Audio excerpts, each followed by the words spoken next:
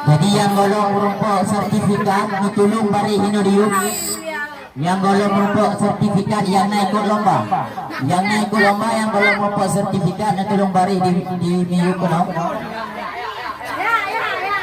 Bagi yang golong merupakan sertifikat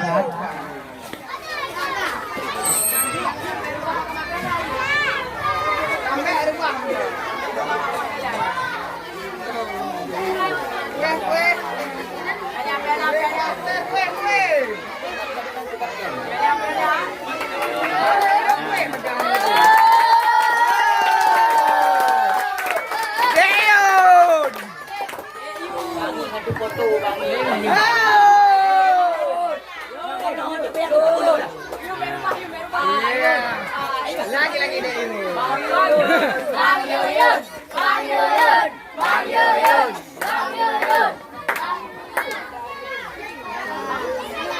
bersama